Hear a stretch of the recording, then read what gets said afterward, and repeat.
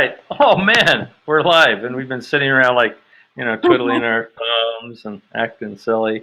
So this is part two for those of you who are going to come in and watch this part two with Andrew Thomas. It says discussion with microbiologist, and that was silliness on my part because I know the actual title is molecular biologist. So he's smaller than the microbiologist, and Cardiff Metropolitan Uni lecturer as well. So microbiologist versus molecular biologist. What's the difference, Andrew? Okay, well, microbiologist kind of looks at microorganisms like viruses and bacteria, and a molecular biologist will look at the DNA, the RNA, Right. which we're kind of all made up of. So a molecular biologist can be a microbiologist. It can be a Right. cell biologist. We're not as small as the quantum physicists. We're kind of in between the quantum physicists and the microbiologists. Okay. We're sort of looking at the molecules of life. So, DNA. so we're lucky to even be able to see you. We are, yeah. So in this case, size matters in reverse. Yeah, these viruses that we're succumbing to at the moment are, well, let's say they're not even life forms. I think if you ask any biologist, is a virus alive, they would probably have to conclude in the end, no, they're not. Okay. They have a life cycle, but in terms of their life, mechanisms, they can't sustain life on their own. They need us to survive, and they don't make their own energy. They don't make their own components. We have to do that for them. So in terms of a life form, they're not really a life form. They're more of a molecule, Right. molecule of DNA or RNA that uses our cells to kind of replicate. So it's a very basic molecular entity which just keeps reproducing for no real apparent reason. Okay. Yeah, it's not capable. They're not capable of making their own energy. And yet they have dynamics of growth and generation that are kind of similar to life. They don't necessarily grow, but they regenerate. They just assemble. Okay, yeah. They regenerate themselves. They multiply. So right. That's not a case of reproducing. It's just assembling more of the same thing. They're not. It's not what we call sexual reproduction. They're not capable of sexual reproduction. Okay. It's asexual reproduction. They're just generating the same thing over and over again. Yeah. So that there's no two viruses don't mate, for example. Right. So it's less like hamsters and more like the Borg collective. Yes, that's true. They do it. Yeah, they just binary fission into two. Well, the viruses don't even do that. Bacteria do that. Okay. But viruses, they can't even do binary fission. They have to reassemble all their units, a bit like Lego in a sense. Okay. Yeah. Yeah. Except all the Legos fly into the room on their own, like you're in some poltergeist movie. Yeah, within our cells. Yeah. So basically, they self-assemble it within our cells. They don't self-assemble anywhere else. Right. Wow. They can't do this unless they're inside a human cell. Right. Yeah. And so they have a specific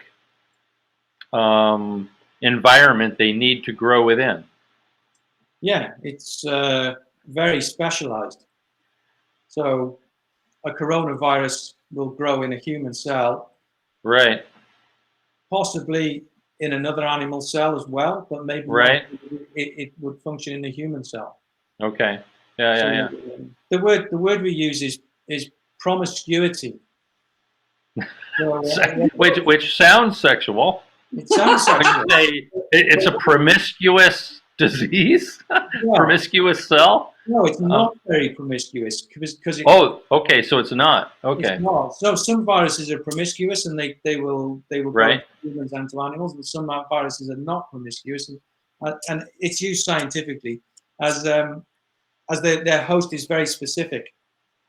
Mm-hmm. So and they specialize in certain hosts, but they will show some promiscuity as well. Right, right. Yeah. Yeah, I had a little bit of experience with that on a personal level. I ended up with a infection in my bloodstream. This is Yeah. 4 years back or whatever, and Yeah. then it settled in some rather dangerous places. Settled in a spot in my heart and settled a spot on my spine. And they were looking for an antibiotic that would attack it. Yeah.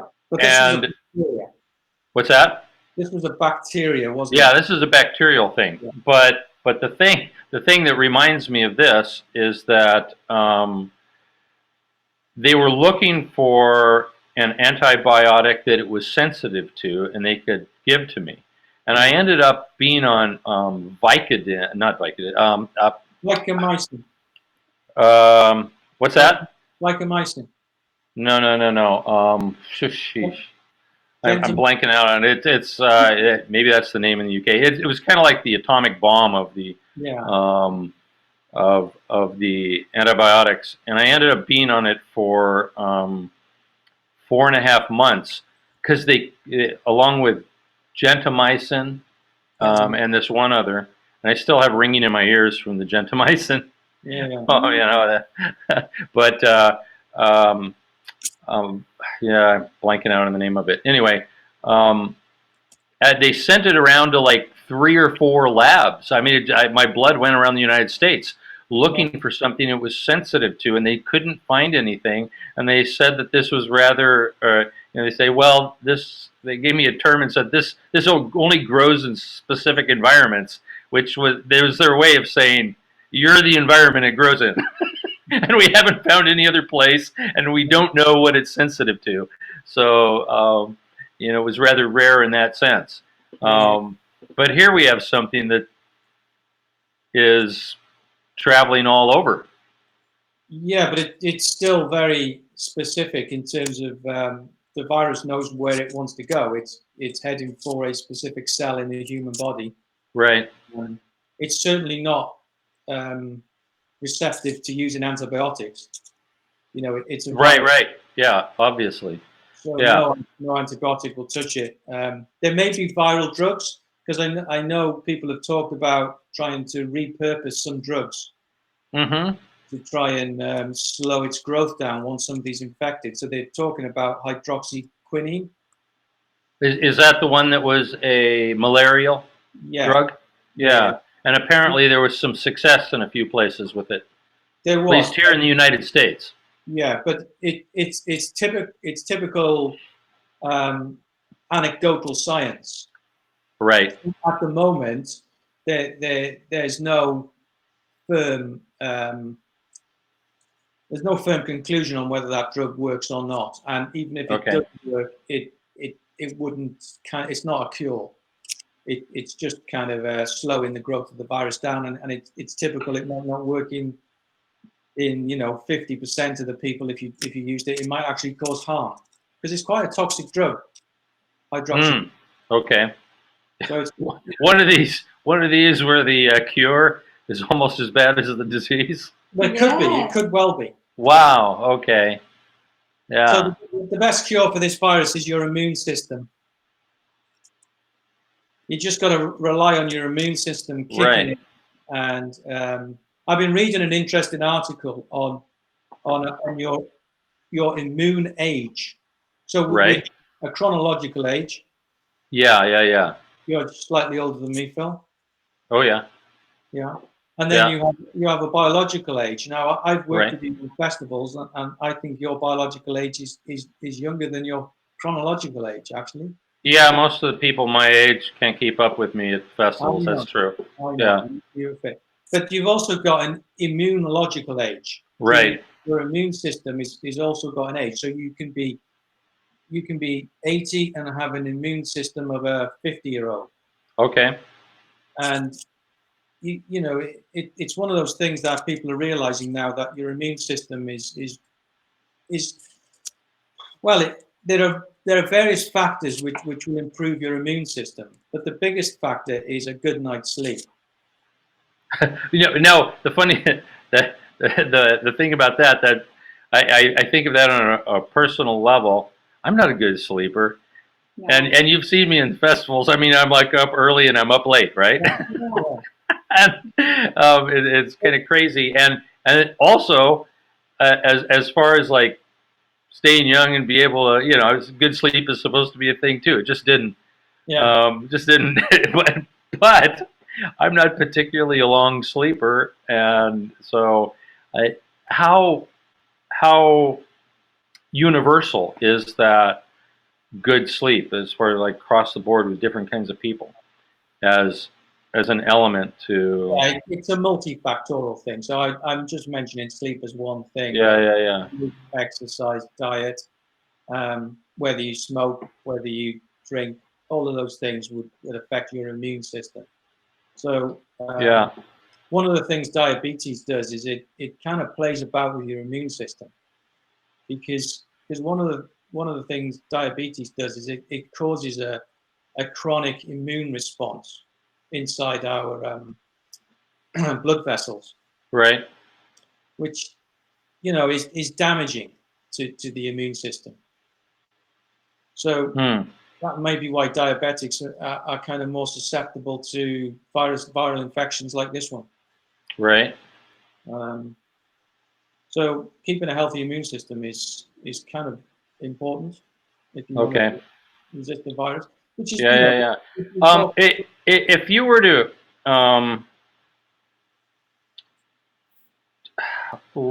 take some kind of guess based upon the medical field right now, how people are using medication, going to their doctors, the use of antibiotics,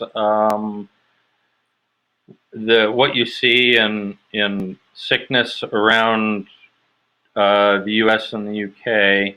yeah. Do you would you view our populations as generally having strong immune systems? Um, Is that something that is um, we can chart? I think you could. Right.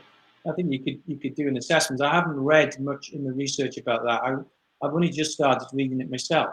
So, Right. Okay. but it's something I think that's going to become more relevant in the next few years, about how your immune system, how fit is your immune system.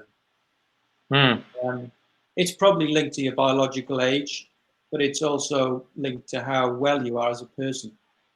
So there's kind of lots of theories out there about how to Right. improve the Right. immune system. And one of the things is to expose yourself possibly to more viruses at a younger age, or Okay. I'm not so sure about that. Right. Right. Certainly, you're Or making. or or is there maybe something about you kind of like fight through them instead of I don't know, go to the doctor for them? As a kid, I was just swimming all the time. You're always in the pool. Didn't matter if you had a cold or Yeah, sometimes I played a final in a water polo game in high school. Man, I had the flu so bad. I I was in that pool sweating bullets, man. I was I was really sick, and I just always did things that way. yeah, but I think the immune system is probably the one of the most complicated subjects you can study. So Right. immunology is kind of second to kind of neuroscience Mhm. in its complexity. So Okay. our immune system has multiple layers where it fights infection, and obviously a viral infection is different to a bacterial infection. Right. And so we use different types of cells to do different jobs. But we do need various other things in our kind of bloodstream, but in reserve. So you were saying about you were very kind of conscious you may have had an infection, but you probably also had the right balance of vitamins, the right balance of Right. minerals, Right. and we've got other chemicals inside us which we make, things like glutathione, which is an antioxidant, and all of these things have to be in the right balance for our immune system to function properly. Right. Right. So let's pop back to where we had got cut off yesterday with the herd immunity. Yeah. And somebody brought that up in the questions here, right, Dawn? Yeah, Jessica Claire Haggerty Price has asked, what is the debate surrounding herd immunity? What are your thoughts? Okay. Okay, so we got into that some yesterday, but let's, I guess we kind of have to recap and go on, huh? Okay. Well, herd immunity is an interesting theory. It definitely works for certain diseases. So, for example, chickenpox. And parents kind of got this idea of having a chickenpox party, so all their children get chickenpox, and then they become resistant. Happened when I was a kid. I remember that kind of stuff. Well, I Bring your kid over. We've got chickenpox. a chickenpox party because I had chickenpox in my 20s, and it was horrendous. So I had it twice. well, hang on a minute, right? So we're coming to the grey area of herd immunity.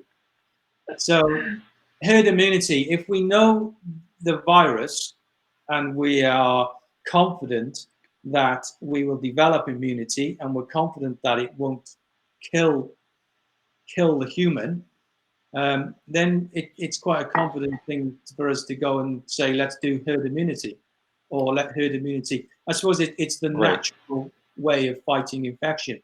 But there are grey areas, and the way herd immunity works is the immune system fights the infection, and then it remembers the type of infection because it makes a memory in cells called B memory cells, and they live in our bones and our spleen.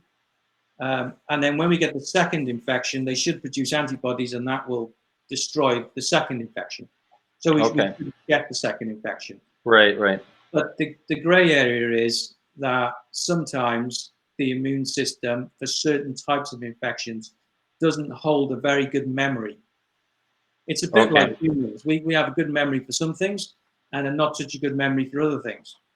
I can't remember the lyrics to songs for anything. Man, I have to play them all the time. Exactly. And it doesn't matter if I write those songs or, you know, I've heard them a million times. I got to work so hard to remember lyrics. I'm terrible. And sometimes, young people will probably have a better memory for their immune system than maybe older people. Right. Kind of like memory for words, huh? So, politically, then, what are your thoughts on the UK strategy on herd immunity? Herd immunity for a new virus that we know nothing about is extremely dangerous because we do not know whether we will get good memory, whether or not we will be able to get reinfected. I mean, the one disease we have to keep referring back to, but it is a different disease, is influenza. Right. So the flu affects us over and over again, and people can get multiple infections of the same flu virus. So it kind of evades the memory of herd immunity. Right. Which is why we have to continually have vaccinations. Okay. So the vaccination is an artificial way of creating herd immunity. Right. At the moment, we haven't got a vaccine for this particular. There isn't anything to go with this. So I think, in my personal view, if anybody suggested herd immunity in this case, it would be catastrophic. And there are academic papers out there which are giving predictive mathematical models on what herd immunity would mean to a country like the UK. Right. And I think the numbers that have been quoted are, if we just went for herd immunity and no other interventions, it would be 500,000 people would Right. succumb to the virus. Right. If we put minor social distancing in it, it would be something like 250,000. And if we put in stricter social distancing and isolation, we could bring that down to somewhere between 20 and 50,000. But Okay. they're still big numbers. Right. Right. Right. And, you know, countries like China and Italy have shown that if you don't get the isolation in place early enough, then the death rates will go up. And I think in America, Right. too, the death rates are quite high. Yeah. Yeah. And within the concept of herd immunity, the idea encompasses um, a percentage of the population which has a natural immunity to the virus, the disease, that becomes a buffer around the rest of the population, right? Yeah, you need 60% plus. Right, right. So I was reading in one place, it said that certain diseases, the standard model would be somewhere around 50% would be safe. But Yeah. with this particular one, they bumped it up from 1/2 to 2/3. So this is aggressive enough of a disease that it would require a larger buffer. Yeah. So I think Matthew Bender's asked, how about HIV comparisons? Can I just interrupt there? Matthew's asked, I think, about 4 questions. Oh, okay. So can I bundle them together for you? Yeah. Okay. Yeah. So the first one that he asked, Matthew, he said that I heard there are 8 mutations of the virus. How bad would it be to catch multiple strains at once? Okay. Wow. That would be really unlucky. Yeah, that would hurt. He said, whatever, he made a comment about whatever he had with his wife, that they had really serious breathing concerns. And he's also saying, how about HIV comparisons?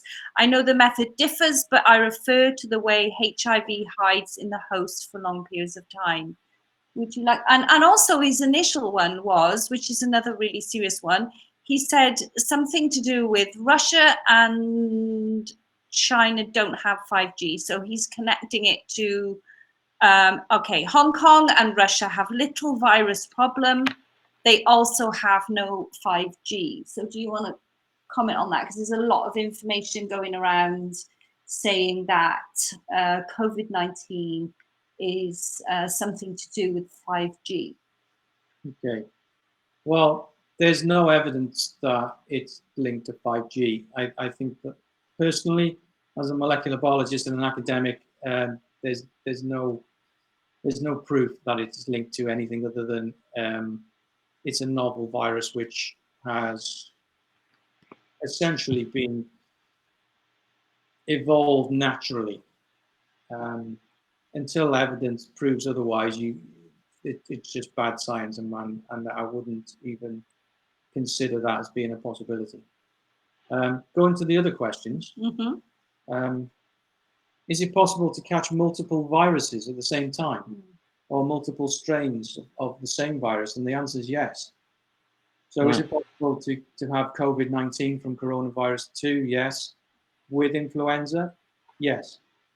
Wow. Because they're different viruses, and one of the reasons people are getting pneumonia is possibly because they're getting bacterial infections as well. So it's multiple infections. The coronavirus itself can evoke pneumonia. Pneumonia is caused by a number of reasons, but one of the reasons is you have an overactive immune response to the virus. Right. And if you've got 2 viruses, then that's going to double your immune response. And if you get a bacteria thrown in there as well, then the immune system can really overload. And the septic shock is what is the damaging thing in this particular infection. It's not so much the virus itself; it's the consequences it has on our immune system. Okay.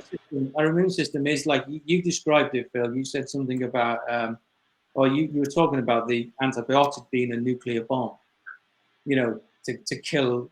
Well, in a way, our immune system is like a nuclear bomb inside of us.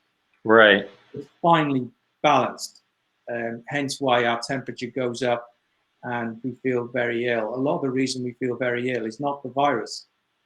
one of the reasons is we feel ill because our immune system is taking over our bodies, and our immune system is what can actually kill you in the end, rather than the virus. Okay. Kind of like descriptions of some of the drugs that people have to take to overcome diseases, or like Yeah. cancer or whatever. Yeah, That, you know, when we say that the cure is worse than the disease, our own immune system can act like that as well.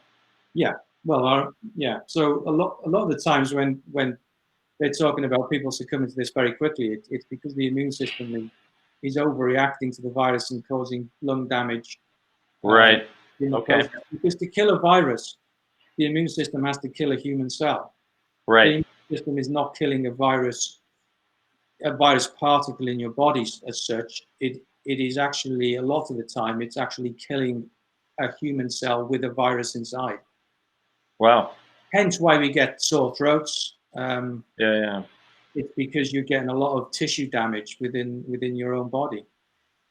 Hmm. There was another question about AIDS, which was interesting, because it was about the virus staying in our bodies. Well, the HIV virus is a very different virus to this virus. So it's a retrovirus, a HIV virus, and it actually infects our immune system, which is Okay. Right. incredible. It's going Sure. for the very cells that would supposedly kill it. Right. And then it's more of what we call a latent virus, Okay. in that it can infect and then become dormant or latent, Right. Right. and then it can re-emerge. And this Corona 2 virus is not one of those viruses. This virus is kind of an all or nothing type of thing. It doesn't kind of remain in our cells. It's a smash and grab, or a hit and run. Right. Okay. Whereas the HIV virus is a hit and stay around virus. Right. Right. This one Yeah. just does a lot of damage and then goes off somewhere else, which is why it kind of comes in vain. And the other thing is the HIV virus is different because of the mode of infection is different, and therefore Mhm. it's fairly easy to put measures in place to prevent it spreading. Right. You don't get HIV by sneezing on somebody, whereas Corona 2, you can get it just by passing on one droplet of. Remember when they initially thought that it might be the case that you could catch it airborne? Yeah, Yeah. or off a toilet seat or something. That was like 82? Yeah, yeah. No, 86. It You was had 86. you 80, had 85, 86. you had that But, fear factor, yeah. yeah. But it wasn't as dramatic as this fear factor. But Well, the contagiousness of this virus is what makes it scary in a sense. yeah. It will hang around on the surface for quite some time. Okay. I Yeah. think it's like 72 hours on a solid steel surface. Right. So it was Phil Whalen that asked about the 5G Yeah. Sorry, and it was Phil Whalen. viruses. Oh yeah, It wasn't Matthew, it was Phil. yeah. I don't think 5G. If 5G can harm you, it will have nothing to do with COVID-19. I don't think 5G and COVID-19 are related. Right. Prove me wrong in saying 5G and our immune systems. now that is an interesting one, Phil. That's a good question.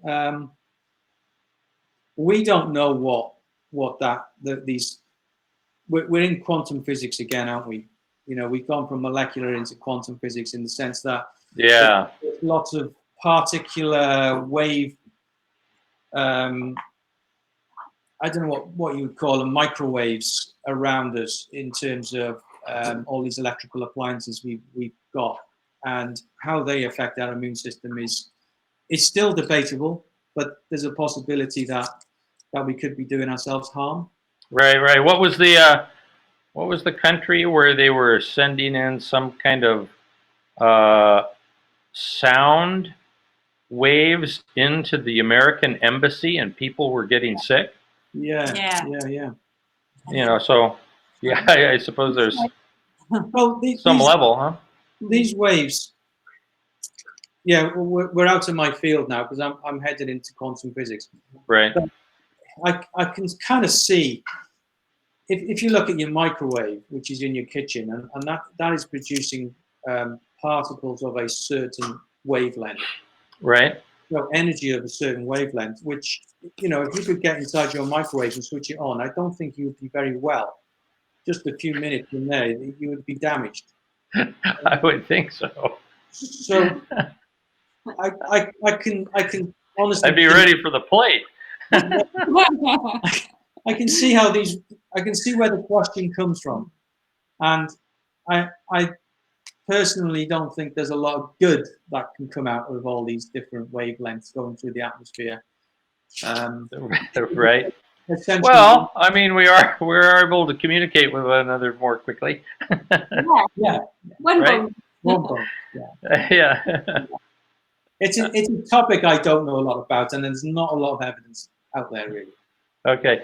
So, Dawn, are there any other questions we should touch Okay. on? I'll see if I can find the right person that asked this time.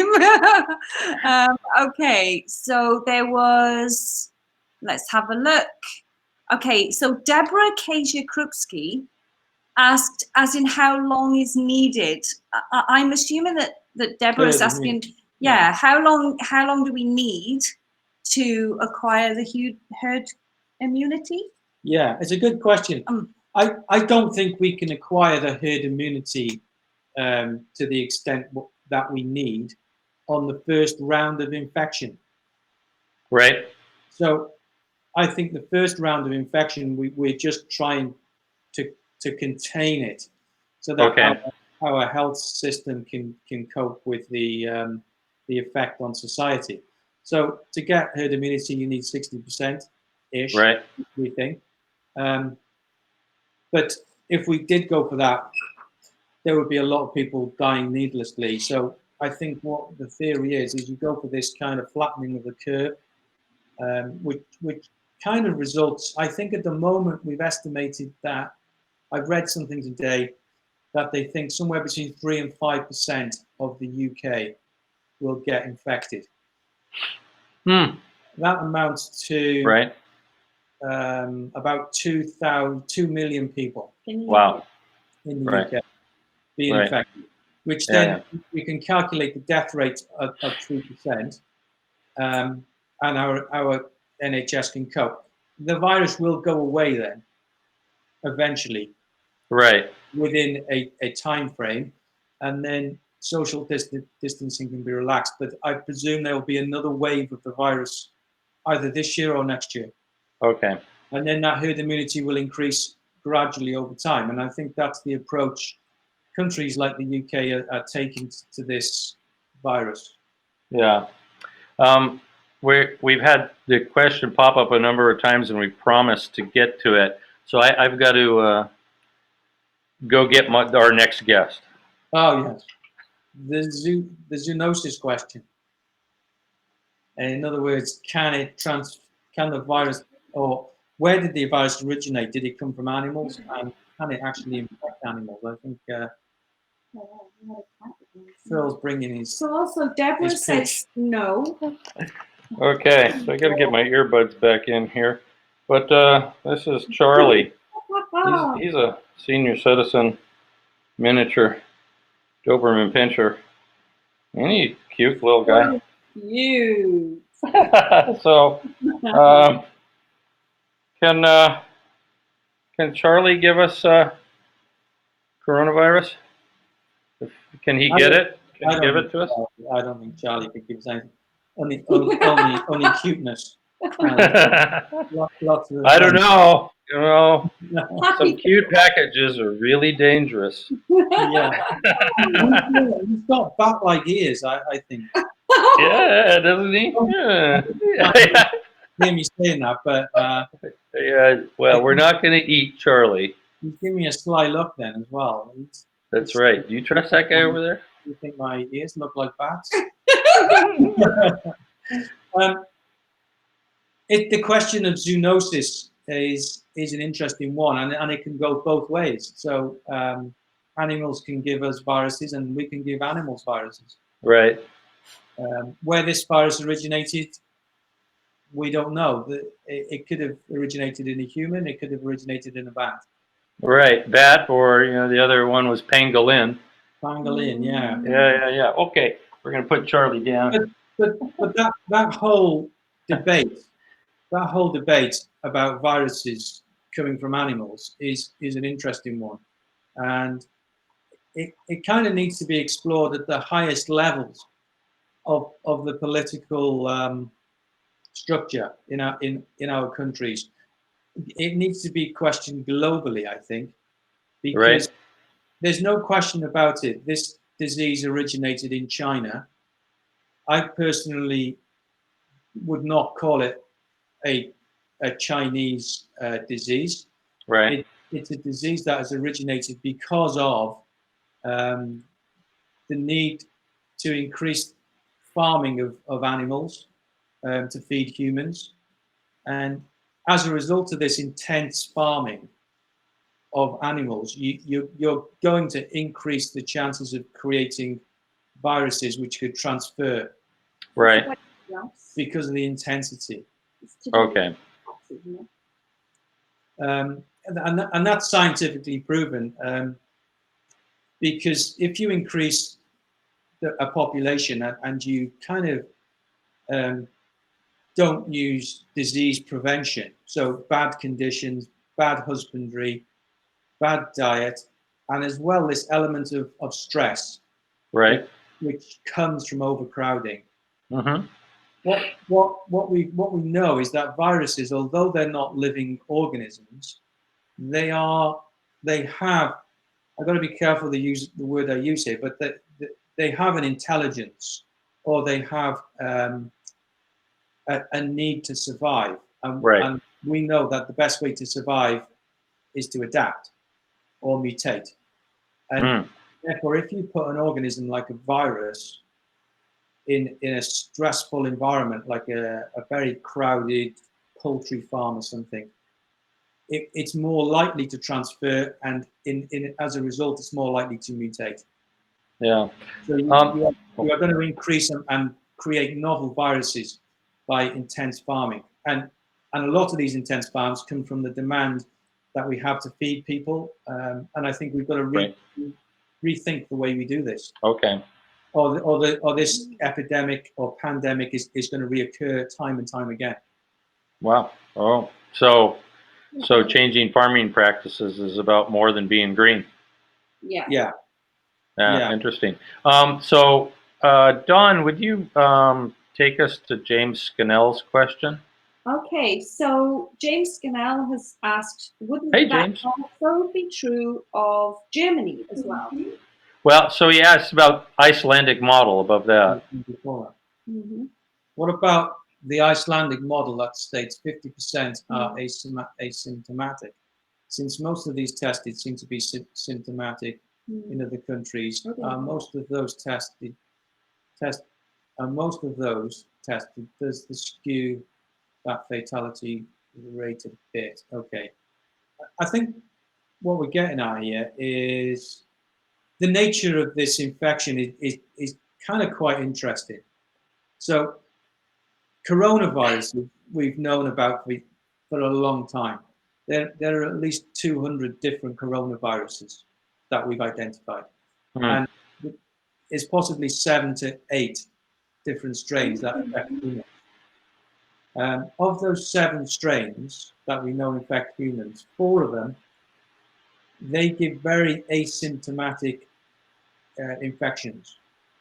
So the other 2, the SARS and the MERS, give very severe infections. The one we've got on our doorstep at the moment, so SARS-CoV-2, it gives all three kind of ranges of symptoms. It gives mild asymptomatic, it gives moderate symptomatic, and it gives highly severe symptomatic, which is unusual for a coronavirus. we normally see coronaviruses either doing very mild infections or very severe, but this one does all three, Right. which is kind of unusual. So I think what James's question is getting at, it says 50% are asymptomatic. Well, yeah, that's probably true. I think I said earlier that, you know, the cases in the UK at the moment could be up to 2 million. There could be 2 million At the moment. at the moment. Right. But only a certain proportion of them, 3%, are going to show this very severe infection, which is life-threatening. Okay. So it does skew the fatality rate by just looking at the death rate compared to people who are severe. I think this is what James is getting at. So if you do the calculation, number of people died to the number of people who are severely affected by coronavirus, you're going to get an inflated death rate. So influenza, for example, the death rate is 0.1%. Right. And coronavirus is somewhere between 3 and 4, and it could be up to 10%. But it depends how you do that calculation, and probably it's less than 3%. Right. It seems higher than influenza.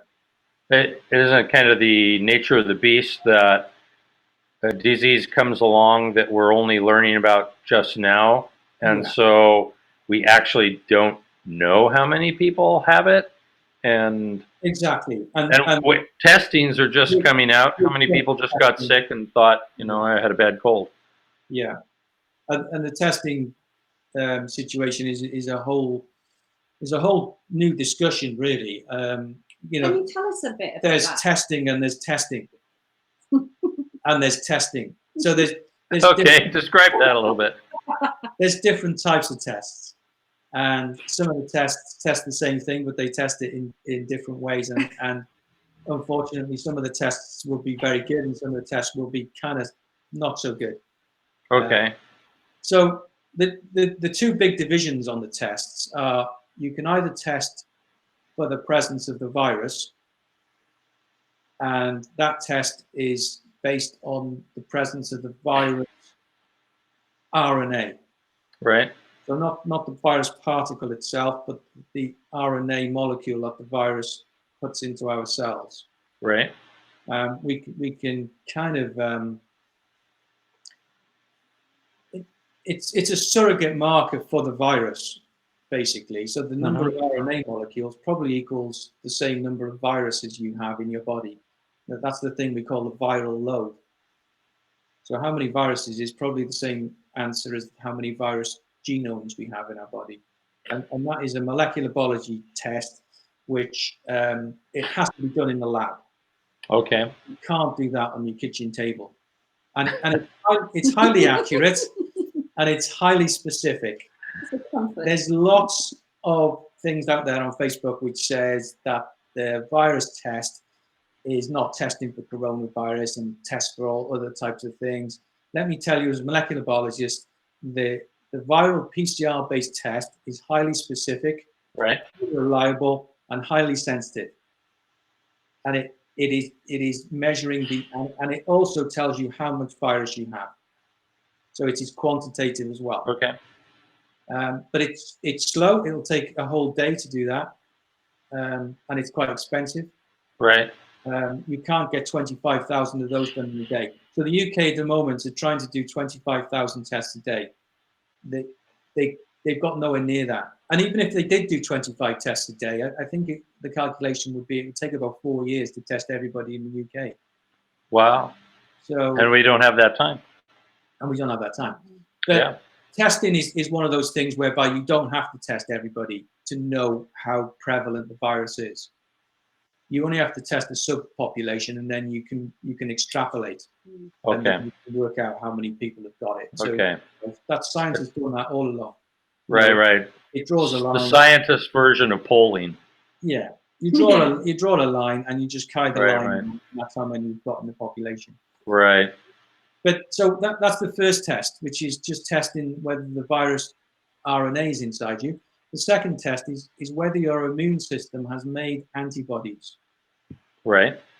and that's the antibody test, which Uh, is only useful after you've had the virus.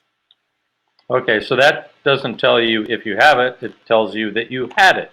You've had it, yeah. Right, right. And And it may or may not be in your system, or it's not in your system. it's probably not in your system. Once you Okay. kind of made the antibodies, it could be. It's towards the end of the infection. Right, right. Your antibodies would be highest when you're kind of winning the battle, as it were. Right, right. That answers a question that James Scannell just put up. Is there a test to exist to establish who's already had it? And in a sense, that's the test, testing for the antibodies against it. Yeah, and that test, they're rolling that test out in two forms. One is a laboratory test, which will be highly accurate, and the second one is you can do it on your kitchen table, which is kind of a dipstick test, a bit like the pregnancy testing kit, Right, right. where you get a line on a dipstick, and that is the antibody test. It's called a lateral flow test. Right. It's the one you do in the laboratory, which tests the antibody levels, will use a method which will be highly sensitive. Right. The one that you do in your kitchen table, as it were, or in the street or in the hospital ward, that won't be as sensitive. It won't be as reliable. Right. Right. Right. Right. Because unless you have a high titer of antibodies in your blood, then it will give a false negative. It's more likely to give a false negative than a false positive. Okay. So our buddy Robert Zaborski, Shemai, Robert, Tinyaun, Wadayaun, Wiltiva.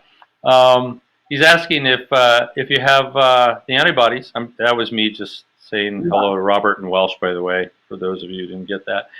If you have the antibodies, is it possible to catch the disease again? Well, theoretically, no. I would say if the antibodies are there, they would certainly mop up the disease once it came around the second time.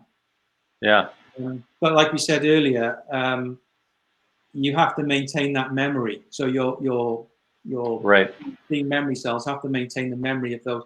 But the longer the memory is locked away in your system, the harder it is to evoke the immune response again. And that's what Amber is saying. So, yeah, Matt's tracking with you right now. Matt the pirate.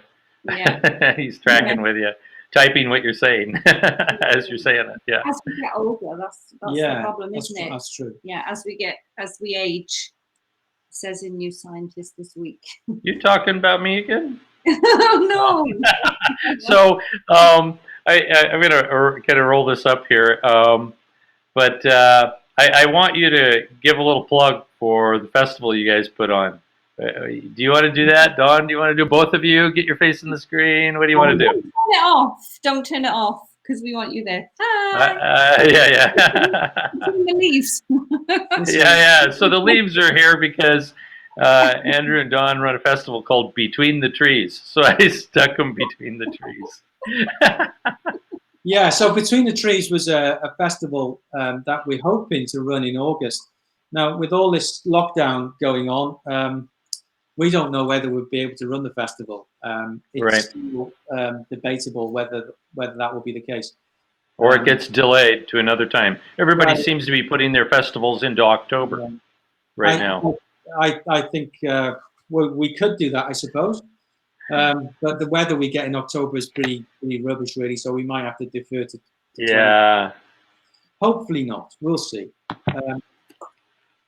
The festival itself is kind of quite unique in the sense that we are in a very natural environment in a woodland, and but you're between the trees. Yeah. Between the trees. But the other amazing thing about it is we brought in to a festival science and philosophy, which I think is fairly unique, and it's an opportunity for experts and non-experts, people who've just got an interest in science, to come and talk about science, a bit like me and Phil are doing now. And we believe science is the only thing really that can give us answers to certain problems in the world. And things like coronavirus too. Science is the only thing that can provide an answer. And when we talk about You got a new topic for this festival next time, don't you? Oh, But Yeah, you totally got to go after this. Yeah. can I just say mention one thing? one? It's very linked to climate change as well. And Okay.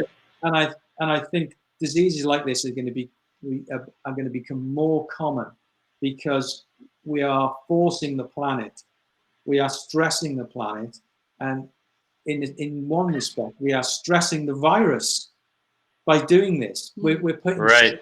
on stresses, and this is something we're very keen to. We need to change, and science is Yeah. showing this now, and people need to accept it as being good science. Yeah.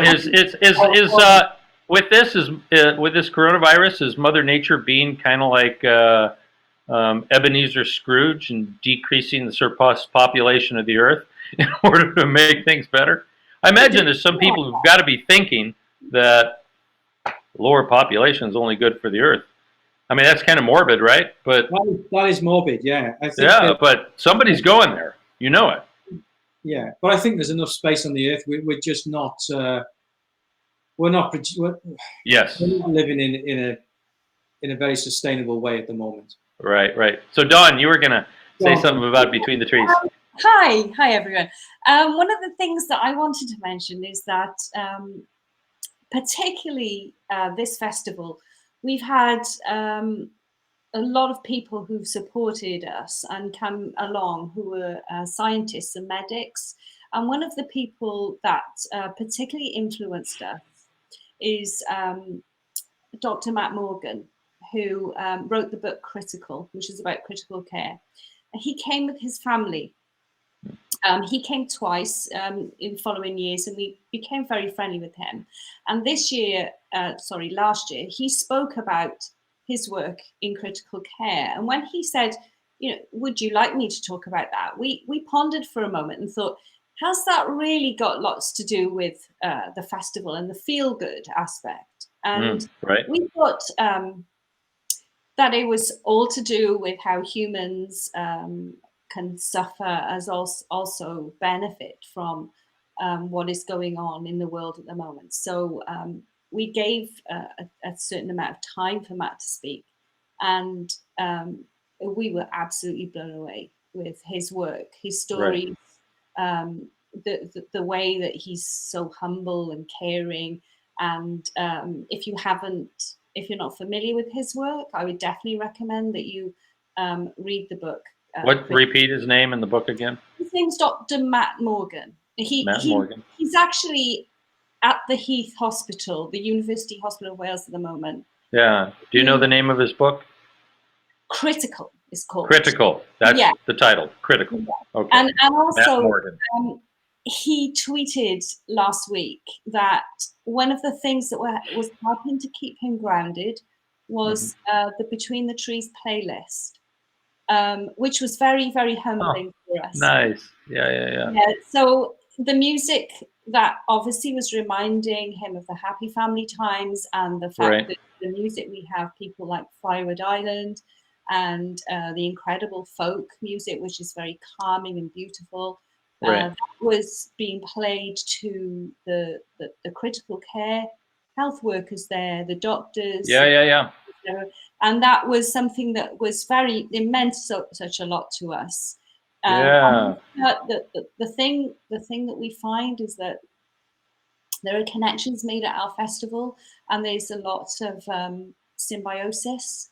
Sure. Sort of different aspects of the science community and medics and educators, people coming together and sharing their work, and we're finding so many links, the way that people are interconnected. And actually this year, Phil, our theme was meant to be unity, Eindod.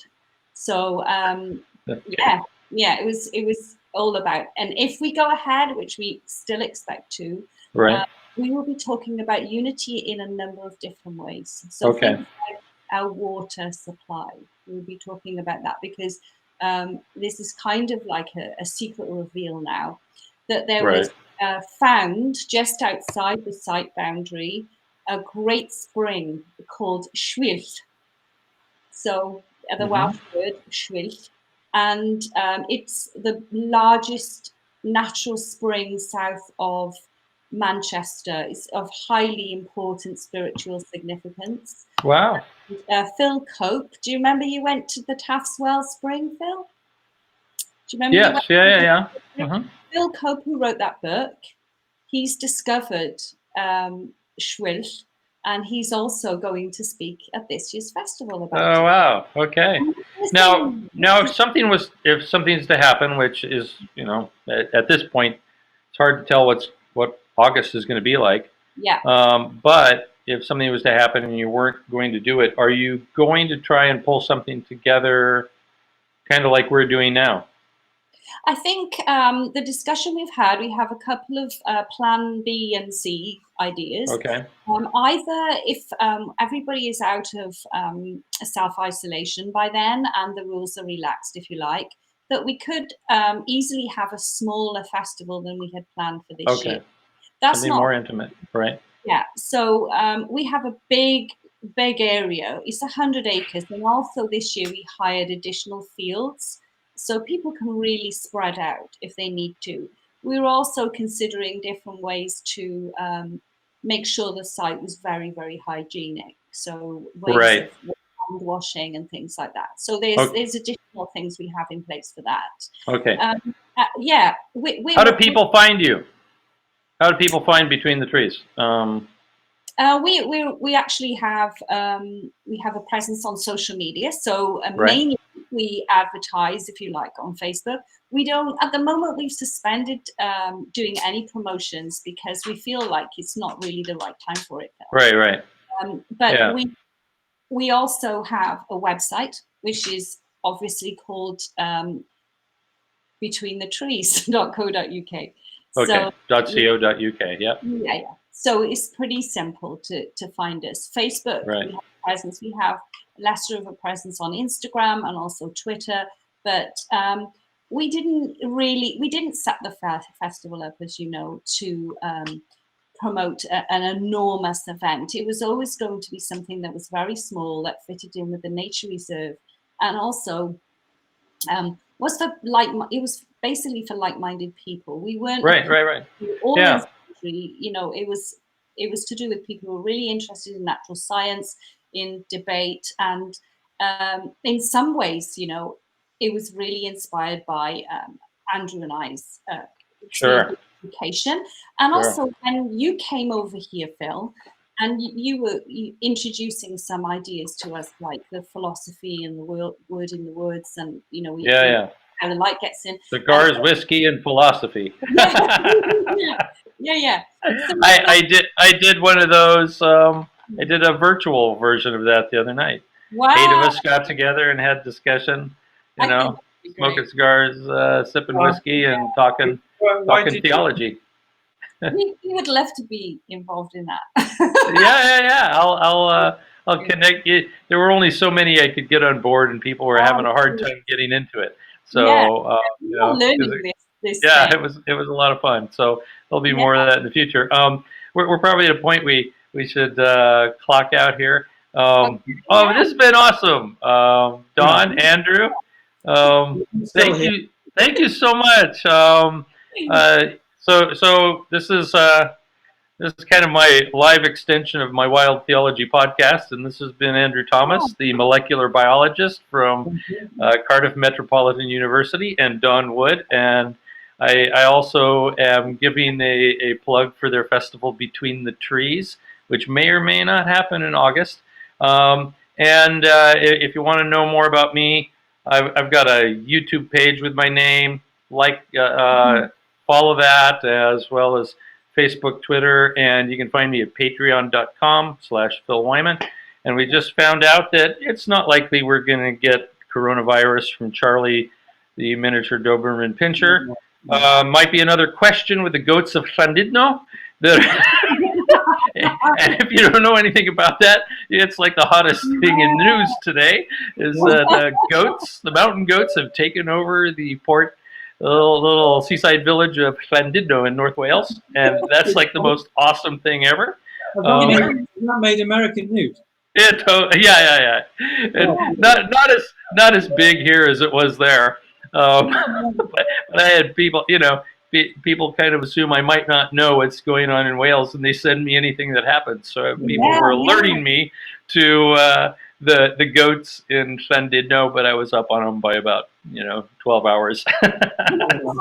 It was number one trending tweet outside of promoted ones in the UK yesterday.